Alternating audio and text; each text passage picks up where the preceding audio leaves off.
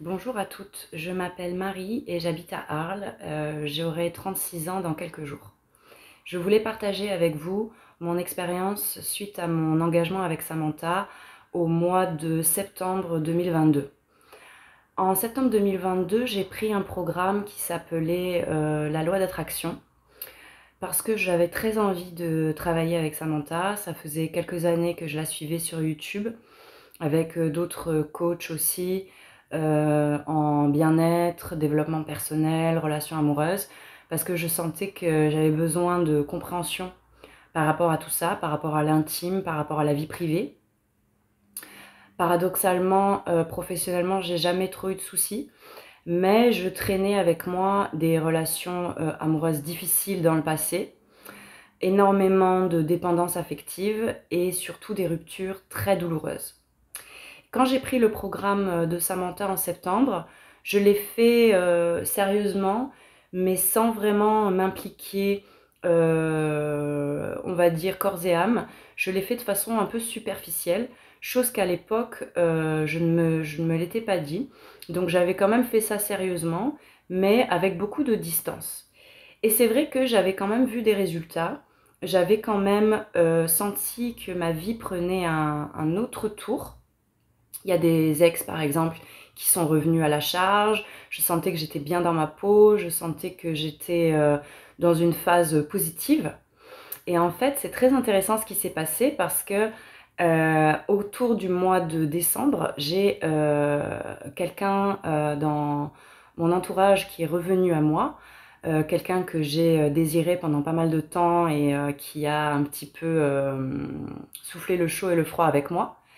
Et à ce moment-là, quand il est revenu, j'ai pensé que c'était ma chance, que je contrôlais les choses et que finalement, c'était peut-être le moment de vivre cette histoire. Donc j'étais très contente et on va dire que je me suis vraiment emballée jusqu'à ce que la vie me frappe assez douloureusement. Mais aujourd'hui, avec le recul, je vois que c'était finalement très positif. Et finalement, j'ai appris que cette personne n'était pas du tout disponible pour moi et que surtout, elle allait avoir un enfant. Et ça a été un choc assez terrible parce que je suis retournée en fait en arrière. Je m'en suis énormément voulu et je suis tombée dans une forme de détresse psychologique où je suis tombée et je me suis fracturé une vertèbre. Heureusement, c'était pas trop grave, mais quand même, je suis restée 2 mois sans pouvoir vraiment marcher, etc. Donc c'était quand même douloureux. Et à ce moment-là, je me suis dit qu'il fallait absolument que je prenne les choses beaucoup plus au sérieux et que je reprenne un programme avec Samantha. Mais comme j'avais des problèmes d'ordre médical, etc., ben, j'avais toujours pas les fonds pour me payer un programme plus important. Donc du coup, au lieu de déprimer, j'ai choisi de reprendre le programme. Je me suis dit que finalement, j'avais déjà ce programme en ma possession et que en fait, c'était aussi de ma responsabilité de le faire beaucoup plus profondément. Et je me suis dit qu'en fait, finalement, si c'était comme ça, c'était peut-être que la vie voulait que je m'en sorte avec ce que j'avais et que j'étais capable et que j'avais peut-être pas saisi en fait toute la profondeur de l'enseignement que j'avais suivi.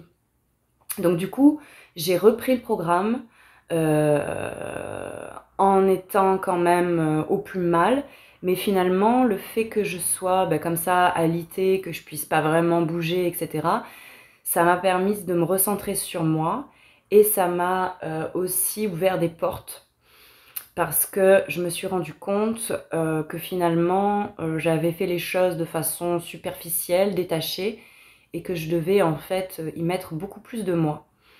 Donc ce qui s'est passé, c'est que j'ai vraiment tout repris, j'ai tout approfondi par moi-même.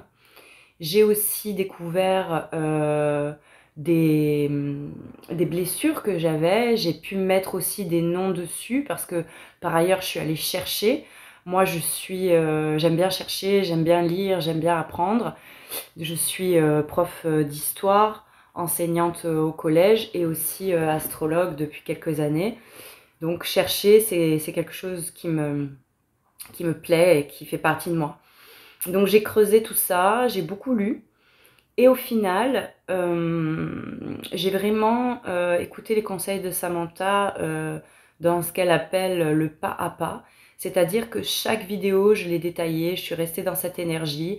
J'ai fait les exercices, non pas une fois, mais 2, 3 fois pour certains, à plusieurs jours d'intervalle, quand je sentais que j'avais pas tout à fait passé le cap en fait.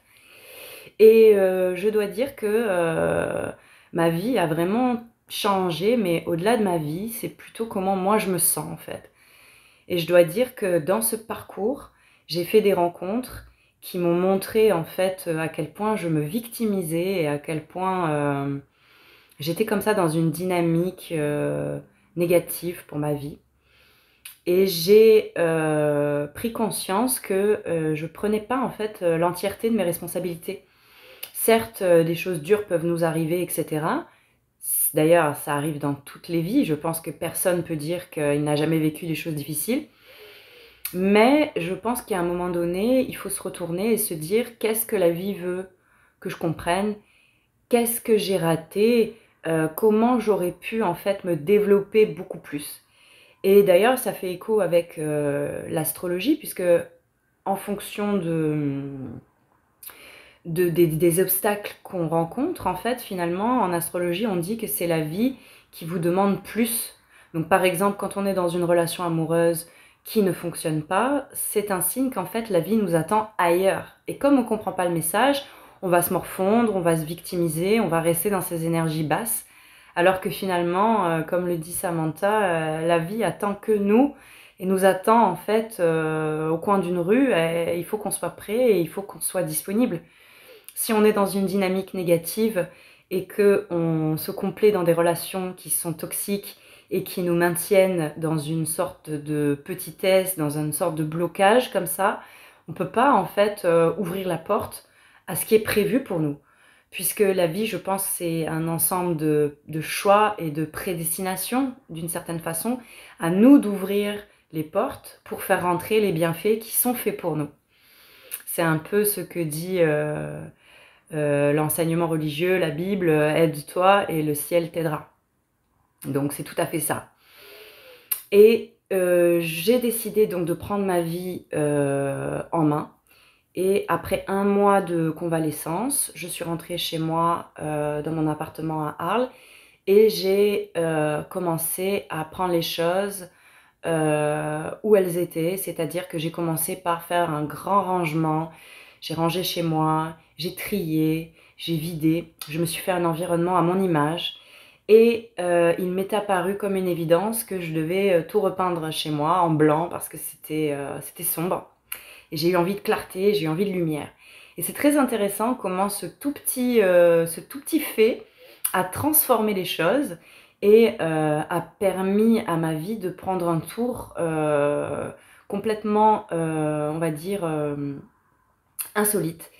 Donc j'ai fait ça, j'ai fait de la peinture pendant 1 mois. Déjà, ça m'a fait beaucoup de bien psychologiquement de mettre du blanc tout autour de moi et d'habiter dans un endroit ensuite qui était beau, qui était lumineux. Et à partir de ce fait-là, j'ai reçu un tract dans ma boîte aux lettres qui nous demandait en fait d'ouvrir notre maison, si on le voulait, à des artistes ben voilà, pour permettre de faire une exposition comme ça gratuite. Et j'ai décidé, comme j'avais une maison toute belle, d'ouvrir les portes de chez moi à un ami qui est peintre. Et de là, tout s'est enchaîné. On a fait plusieurs réunions avec ce collectif d'artistes. Et à la dernière minute, je me suis dit, mais pourquoi je ne présenterais pas moi aussi quelque chose, puisque j'aime la photo, j'aime le dessin, l'écriture, plein de choses. Donc je me suis dit, bah voilà, on va improviser une petite exposition de photos. Et j'ai pris beaucoup de plaisir à marcher, prendre des photos dans les rivières, les parcs, etc. Ça a été vraiment un cheminement très intéressant.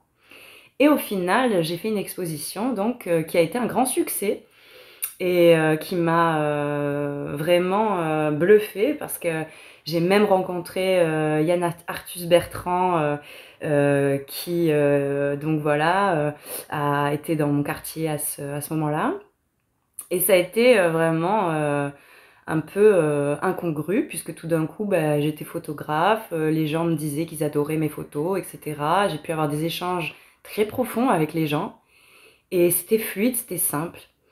Et dans la foulée, j'ai rencontré un homme aussi, mais c'est vrai que j'avais commencé ce programme vraiment pour trouver l'amour et au final, c'est vrai que bon, l'amour c'est important, etc.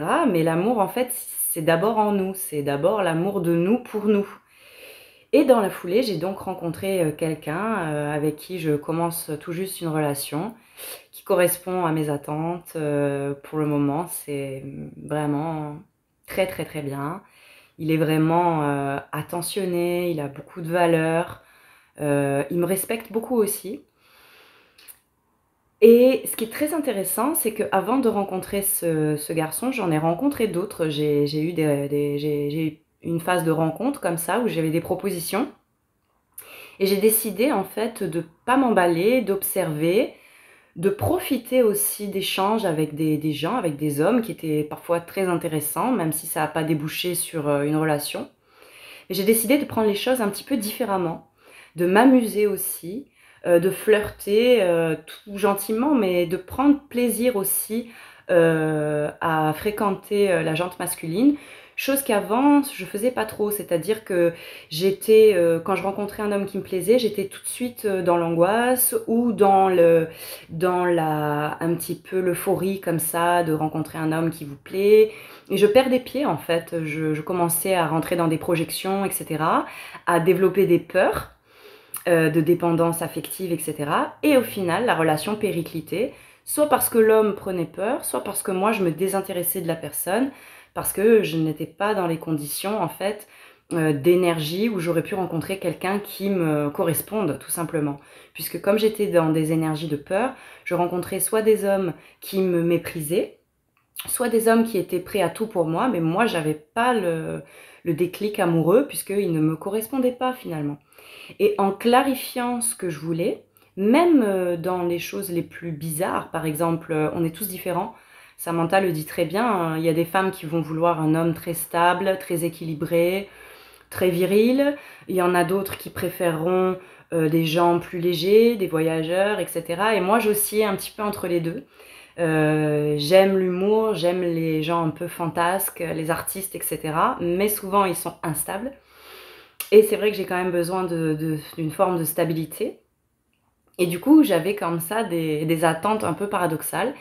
Mais la vie m'a envoyé en fait tout un tas de... Enfin, tout un tas, non, mais 2 ou 3 hommes qui correspondraient comme ça à mes attentes et j'ai trouvé ça fort. Autre chose que j'ai trouvé très fort, c'est dans le programme, à un moment donné, on devait faire un tableau de visualisation. Ça se fait beaucoup dans les programmes de développement personnel. Et c'est vrai que je l'ai fait assez rapidement en prenant comme ça tout un tas d'images qui pour moi étaient symboliques, symbolisaient la vie que je voulais. Et je l'ai affiché comme ça à mon mur. Et j'ai rencontré 2 garçons, dont celui avec qui je suis maintenant, dont la photo correspond pratiquement trait pour trait avec celle que j'ai mise sur le tableau de visualisation. Sur mon tableau, j'ai mis un portrait d'un garçon charmant comme j'aime, un brun, avec une cigarette à la bouche. Et j'ai rencontré comme ça 2 garçons qui m'ont envoyé des photos, etc. dans les échanges, avec la même cigarette, du même côté, etc. Et j'ai trouvé ça anecdotique, mais intéressant. Et donc j'étais sur les réseaux de rencontres, etc., les applications et tout ça, et j'ai fait des rencontres intéressantes. Mais la personne avec qui je commence une relation là, je l'ai rencontrée dans un événement en fait organisé par des amis auquel je m'attendais pas en fait à participer et ça s'est décidé comme ça du jour au lendemain. Et les choses se sont enchaînées, je ne m'attendais même pas voilà, à apprécier un garçon, etc. Et finalement, les choses pour le moment sont très fluides et je pense voilà, au présent. J'envisage la vie maintenant comme un défi en fait quotidien. Et c'est vrai que tous les jours, je fais un petit comme ça brainstorming avec ma vie, avec mes aspirations profondes, un petit peu comme un moment introspectif avec soi-même. Et en fait, finalement, j'ai pas mal réfléchi là-dessus.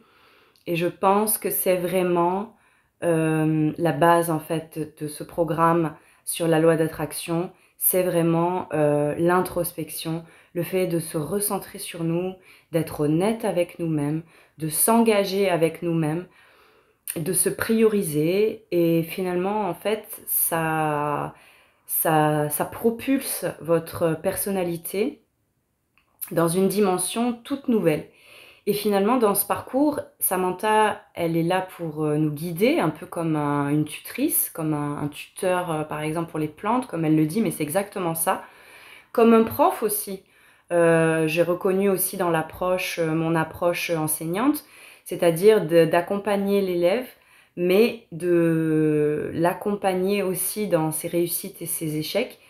Mais évidemment, l'apprentissage doit venir de l'élève, ça doit venir de nous, ça part de nous, et c'est la qualité de l'engagement qu'on fera avec nous-mêmes qui va déterminer le succès ou pas de l'entreprise. Et un autre aussi détail que je trouve vraiment très très intéressant, au-delà donc de l'introspection qui doit se faire sur plusieurs mois, hein, ça doit se faire sur plusieurs mois et surtout ça ne s'arrête jamais.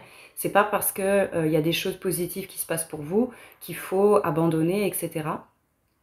Et donc dans ce programme, il y a aussi une dimension de foi, une dimension de confiance. Puisqu'au départ, quand on s'engage, on est généralement dans une situation qui est difficile psychologiquement ou émotionnellement, et on est dans une phase qui est souvent assez douloureuse, puisque l'être humain apprend souvent une fois qu'il est au pied du mur et une fois qu'il est dans la douleur. Ça, c'est vrai que c'est commun à la nature humaine, mais que c'est quelque chose qu'il faut quand même essayer de corriger, puisque une fois qu'on est trop mal, c'est plus difficile encore de se relever. Donc, je pense que la foi, la confiance, en fait, en l'issue de ce programme, la confiance qu'on va être bien, qu'on va trouver une stabilité émotionnelle, un équilibre, et aussi, bien sûr, le fait de trouver des ressources à droite à gauche au-delà du programme, pour moi, ça a été vraiment fondamental. Voilà, donc je voulais vous dire d'y mettre vraiment tout votre cœur. Moi-même, je vais continuer. Je vais même peut-être refaire le programme encore une quatrième fois, histoire de voir, voilà, de garder ça un petit peu comme un rituel, aussi un nettoyage périodique, aussi quelque chose, une trame qui aide à faire le point sur sa vie. Quelles sont les blessures, quelles sont les super couches, etc. Puisque là, ben, comme je suis dans une relation depuis très peu de temps, je dois dire que c'est quand même un défi, un challenge, puisque ben, les peurs sont prêtes parfois à revenir, les interrogations, etc.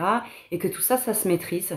Et ça se maîtrise par du temps passé avec soi-même et par le fait de toujours continuer à se prioriser, toujours continuer à tomber amoureuse de nous-mêmes. Je pense que c'est vraiment la clé.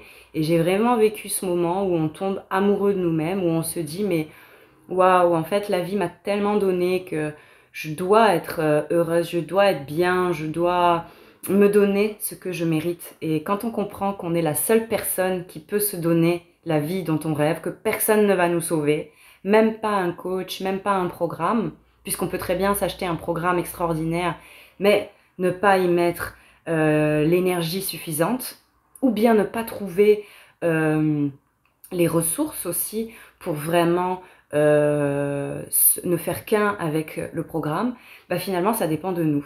Et c'est à nous de nous mettre en condition, c'est à nous de développer cette foi, cette gratitude, et c'est à nous de nous coacher finalement. Et tous les programmes de coaching, etc., finalement, sont des aides qui nous permettent à nous de nous coacher et de nous relever.